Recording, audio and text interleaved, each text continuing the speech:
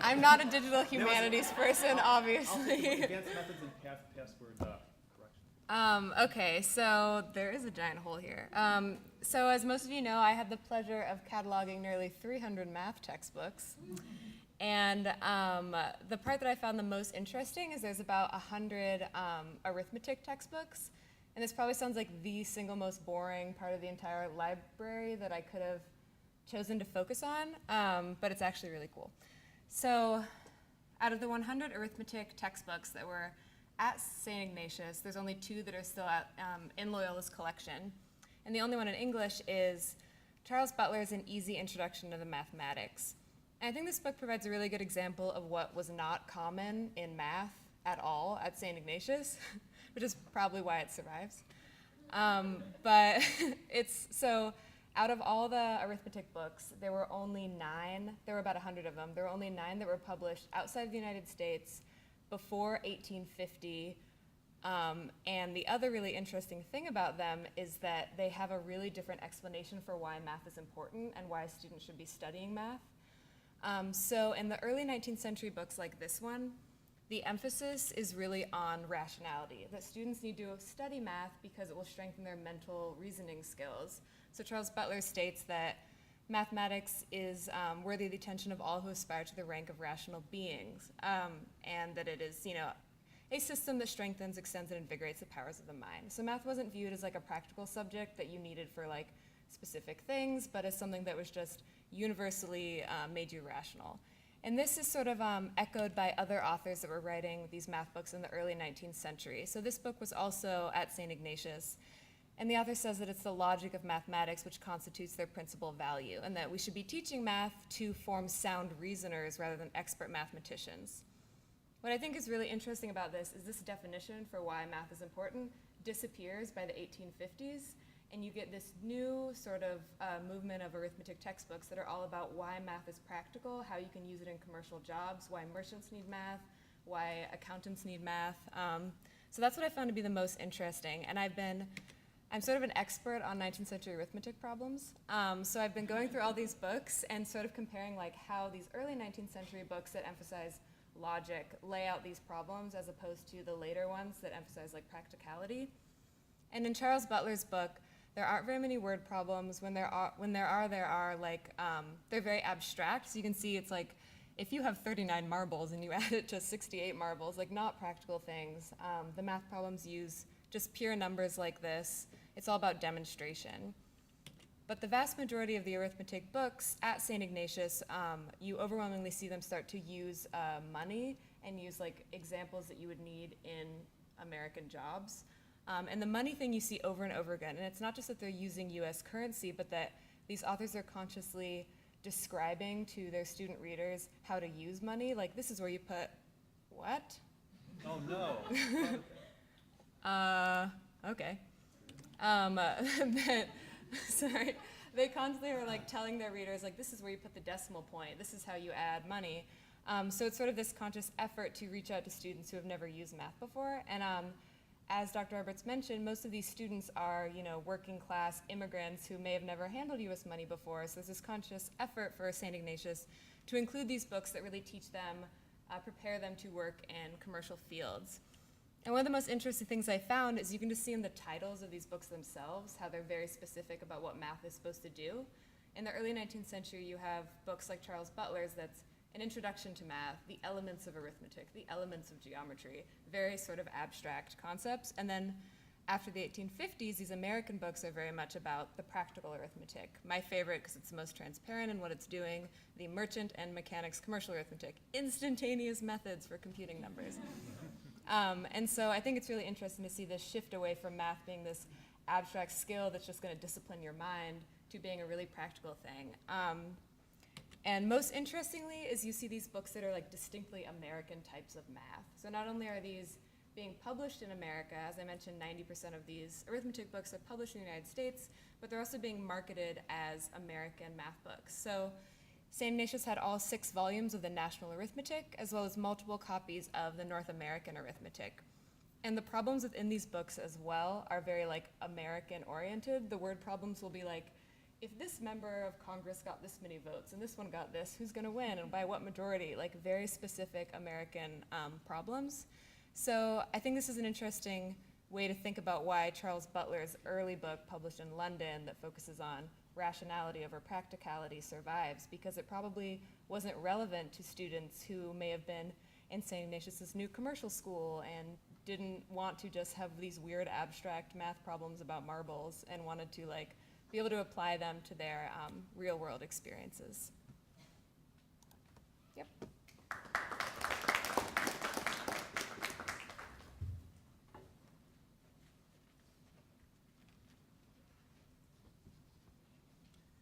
My book is Louis Agassiz's Methods of Study in Natural History. And before getting into the details of the book, I want to say just a little bit about the context of studying natural history at Loyola, or St. Ignatius, I should say. Depending on how you look at it, it appears to have been either very prominent or rather insignificant as a part of the school. It's certainly prominent in the school catalogs and in the prospectus that is laid out there. In the very first paragraph, it boasts of first the faculty, then the library, and then the school's natural history museum.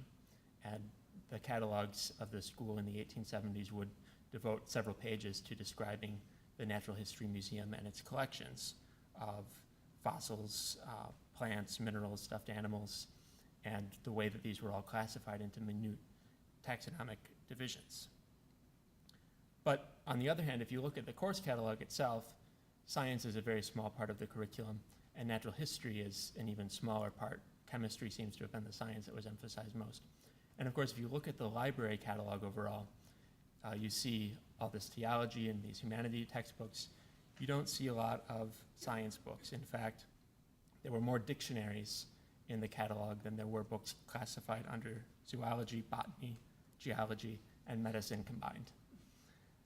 So science and natural history was certainly a part of this public image. They're devoting resources to creating a museum, but it seems to have been a fairly small part of the overall intellectual activity that was going on at the college. This book, Louis Agassiz's Methods of Study in Natural History, fits into that. Louis Agassiz was born in Switzerland in 1807. He made a name for himself studying glaciers in the Alps and using that knowledge to develop really the first comprehensive theory of the Ice Age.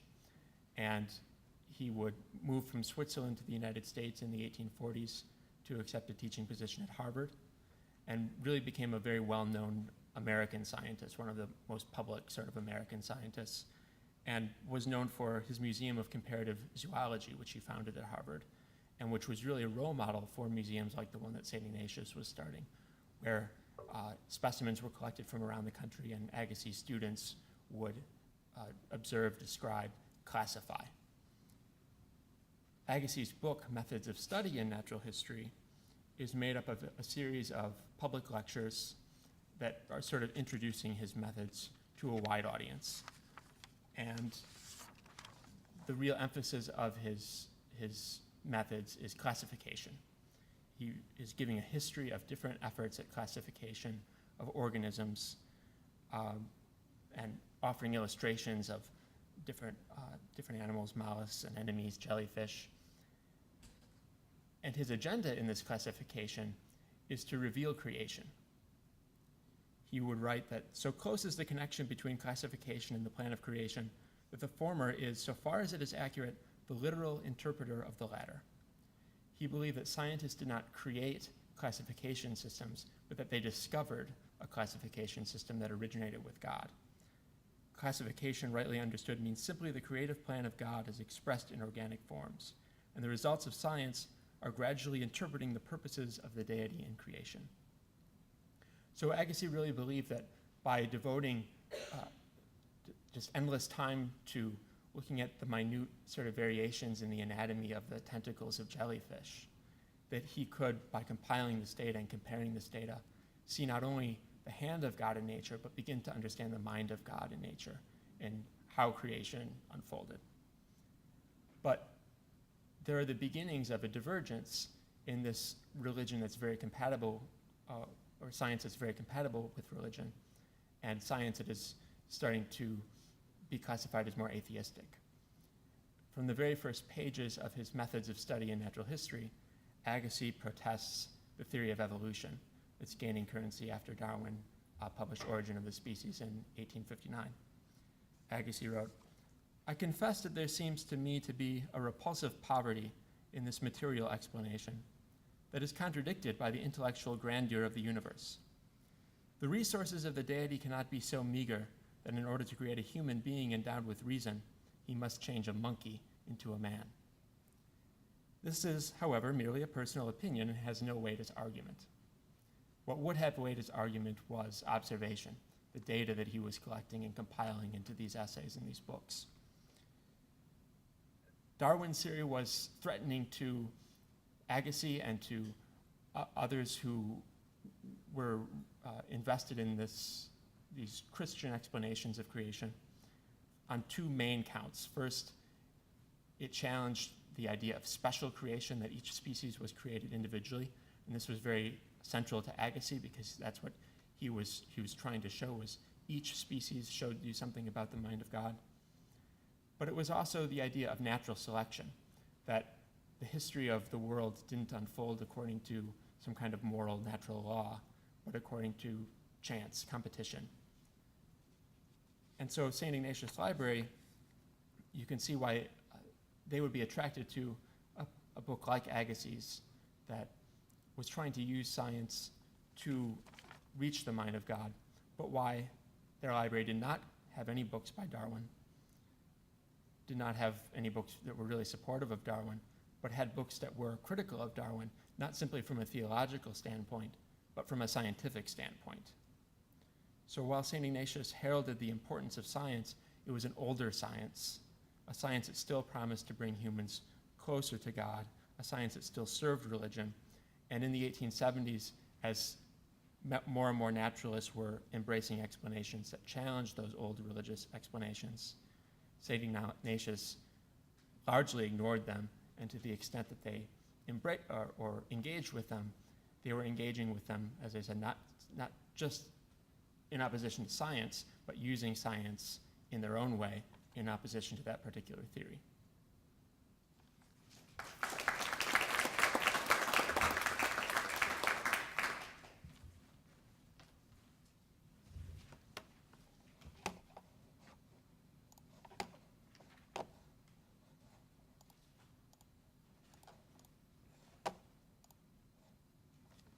Okay, so my segment of the library of the St. Ignatius Catalog deals with a broad range of theological topics, from the liturgy to synods to church councils and even polemical theology, which is where I found Cardinal Wiseman's book, Science and Religion.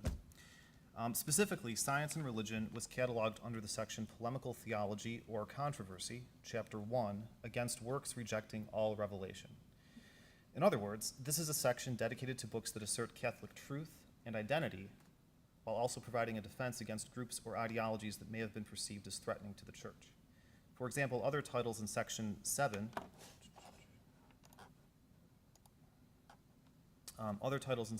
Section 7, let's see here.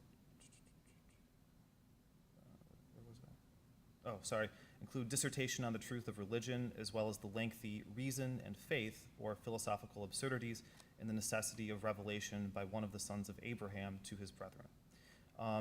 Wiseman also has two other books in Section 7 of the catalog, and one of those books is 12 Lectures Between Science and Revelation, which is also in Chapter 1. The other book, Against Protestantism and Infidelity, is in Chapter 2. In reading Science and Religion, it is important to note the place and time in which Wiseman was writing and when the book was added to the St. Ignatius Library.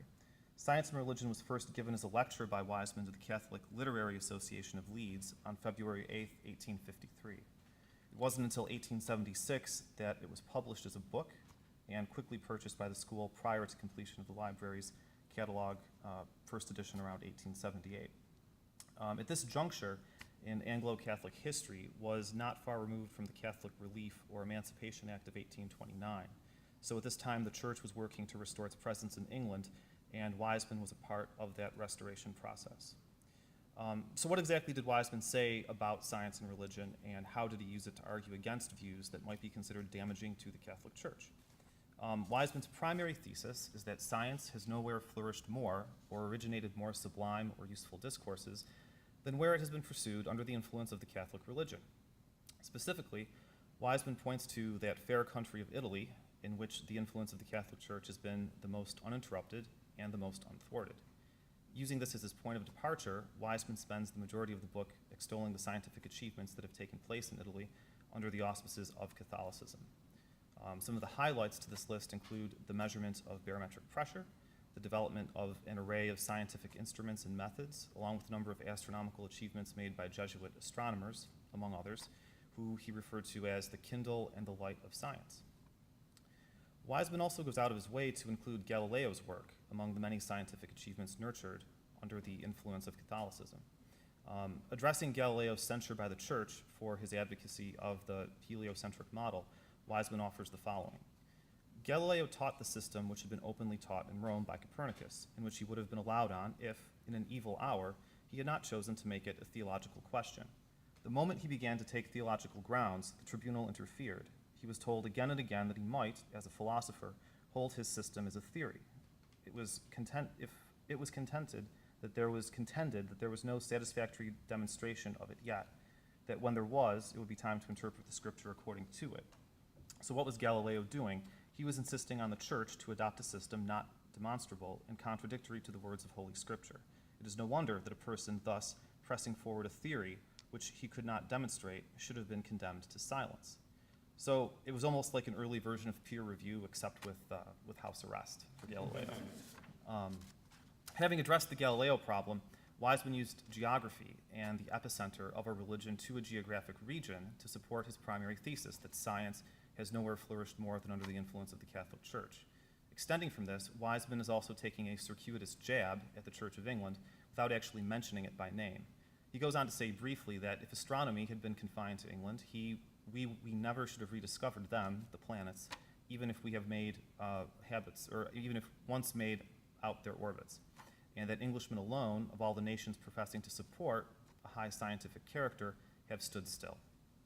In summary, Science and Religion is written to both further the Catholic Church's image as being a modern institution that is the friend of science, while subtly portraying the Church of England as a hindrance to scientific progress, if not something more pernicious. Now, there are a few other things that I found interesting about the book, including the borrower's card, which you can see right there. So in this case, you can see that the book had a pretty decent run between 1935 and 1953. I use the term decent loosely. And one of the interesting things about it, if you look at the very bottom, it looks like there's an SJ at the end of that signature and an FR in the front. So I think it's the Father Pearl who was the last person to take it out.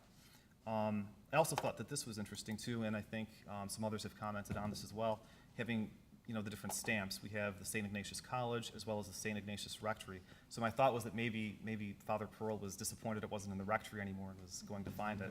But I thought that was interesting. And getting back to the book itself, Science and Religion, it offers some insights, I think, in terms of how certain members of the Catholic hierarchy viewed and projected the Church's relationship to science, as well as the nature of Catholic and Protestant relations in the 19th century and in England. And so clearly, even when the catalog was being produced, this was something that the Church, or that the school also still found important. And right up until the 40s and 50s, there were still people, at least based on this one section of the borrower's record, who were still actively wanting to read about this person's work and what he was doing with Catholicism in England at that time.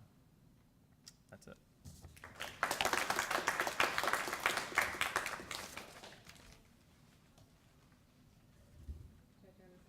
Yes.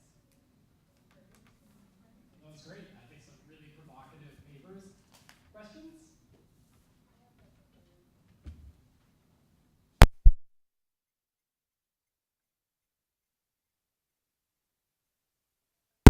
North American or national? Yeah, it's. Sorry, Dr. Roberts got me into data crunching, so I'm not. No, you're fine. So there was the entire. See, this is what's confusing about my section because you have the books listed and then the keys listed as separate items, but sometimes they're listed together, and sometimes you don't know if it's a key or not. But there were 6 volumes to the National Arithmetic, and all of them were there. There were multiple copies of some. I think there are a few copies of the first one, and keys. And then there's the multiple copies of the National, or the North American, and then there was one other series that was something similar that I didn't include, that was like the United States something, or, so there weren't like, the thing you see most in these books is the word practical appears like a bajillion times, but the American thing is just sort of like 3 main volumes, or series. Other questions?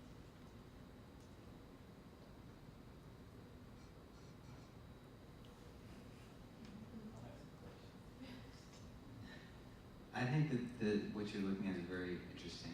It doesn't seem to, maybe this is just my pessimistic attitude, but it doesn't seem to depict the St. Ignatius School very well. Josh, to see that they're resisting, they seem sort of backward in this interpretation. Is there productive stuff? Is there productive stuff coming out of this scholarship and this attack, this method of like attack, not your scholarship, of Agassiz? Agassiz attacking this Darwin, or sort of positioning his approach as anti-Darwinistic.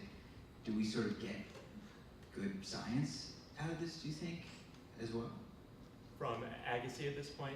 Yeah. No. This is a line of science that is ultimately going to be completely discredited, but it isn't yet in the 1870s. There's growing momentum behind Darwin's theory, but it's really not until the very early 1900s that they finally have sufficient evidence to really make it a theory that is scientifically kind of indisputable. It's not until the early 1900s as well that they rediscover Mendel and his work on genetics that shows how evolutionary traits can be passed on. So there's still sort of gaps in the data that scientists are pushing back and saying, we don't have enough data to really know that this is absolutely, although it's making a convincing case. But there would be those like Agassiz who would push against it for their entire life. And it's that scientific debate that is what makes scientific views respectable, is having that testing and having that debate and having something finally convince the rest of the field. What St. Ignatius was doing wasn't that sort of debate, because Darwin's side wasn't there. It wasn't really represented in the library except in critical reviews. He wasn't allowed to speak for himself because they didn't have his books. They didn't have defenses of his books by people like Asa Gray, even though they had some of his other like botany textbooks. They didn't have his defenses of Darwin. So it seems that they were trying to really hold on to that older science and use it to the extent that they could, and not really including the dissent from that older explanation. As somebody whose first job was at Agassiz Museum at Harvard, I will say that there is some value in what Agassiz was doing, which I don't think is what you're saying exactly. But evolutionary biology did come out of this work. So while the large debate about evolution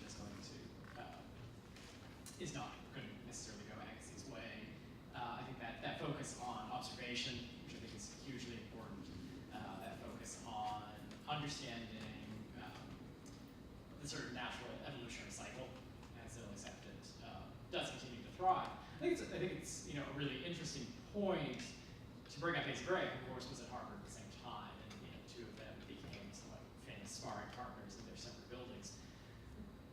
I'm curious if we keep the door open, or if we think about Jesuits' engagement with theological / scientific / and whatever else debates at the time, where else we might look if we want to start pushing further beyond their engagement with this discourse on science. Would we look at them looking at new German biblical criticism and new ways of translating the Bible? Are there other areas that you would think of, and maybe this goes to Adam, under sort of polemics, are there other places where where we can start to really think about, do Jesuits create libraries that in fact exclude the viewpoint? Or are there other places where they've done a better job of actually having the whole range of arguments on a topic? And Matt's going to answer. I just wanted to add to that, though. I mean, just to, on that same vein, in terms of theology, there's always the other side. The theology is full of Protestant works, and I think that it's kind of an interesting contrast. I just wanted to throw that on top of Dr. Roberts' question. I have a question. For everybody, I think. My name's Ralph, I'm your camera guy. And a part-time journalism professor, but actually that's my real-time job. Back then it was like Darwin was the question. And in some ways, I think that the Jesuits were way out in front. I think that they always have been in science. I think that they scare people. Although I don't think that we are. And now we come up with these questions regarding homosexuality. That might be a gene. That's kind of spooky. The Genome Project, which is probably the scariest thing of all. Because all of a sudden man's creating. And then there's the stem cell. And so I think that, and maybe there's many more. Those are just three that I could think of. And it would be interesting to see if, how you guys were talking about when sort of, not Copernicus. Yeah. Might have done better to keep his head a little lower, right? Work underneath I wonder if we have those kind of scientists around in Jesuit school that are really, doing it. But kind of hang low. Just wondering out loud and just wondering what you might think about that and those issues. Oh, I'm sorry. Well, I think, and maybe I mentioned this earlier, or in a private conversation. We did eventually, like 12 years later, get some Darwin, I think. And the feeling I got, almost, it's the same feeling that was still prevalent at the time of Galileo, was that we'll accept it, but we just don't push it. We don't want it part of necessarily feeling like it's endorsed by the church or anything like that, but we'll look into it. If it's provable, then we'll pursue it. I think it's not that way today. I think it's it's much more open, less restricted in that sense. But back then, there was certainly a delay.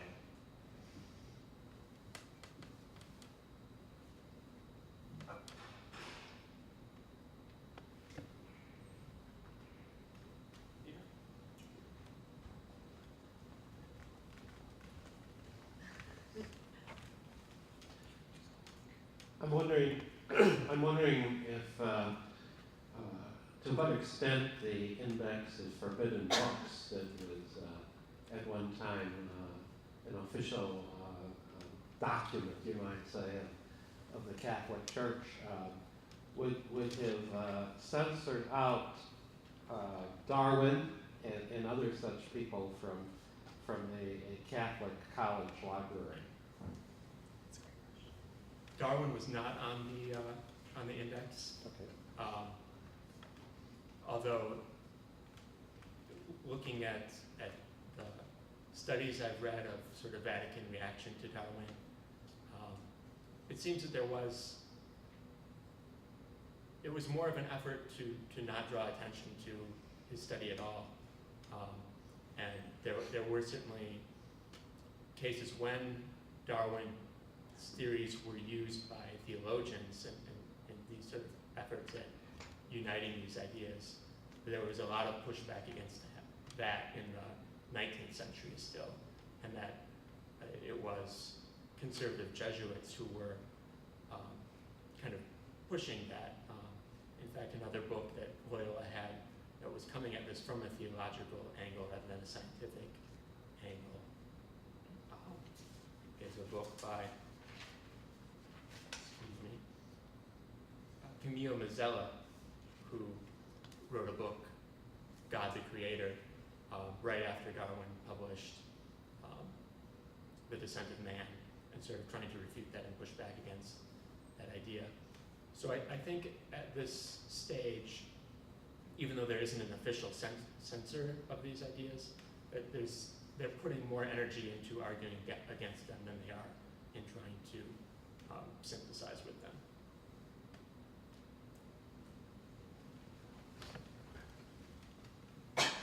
I'm just wondering if you had a chance to look at the Methodist Northwestern University Library and, formed about the same time. Would it have been all that radically different than the St. Ignatius Library, do you think? I have not looked, and I would suspect that Protestant schools were also, in some cases, opposing Darwin. Even if you look at the acceptance of Darwin among just the general public in the United States today, there isn't a majority that is buying into his theory. So I don't think it's at all radical that St. Ignatius in the 1870s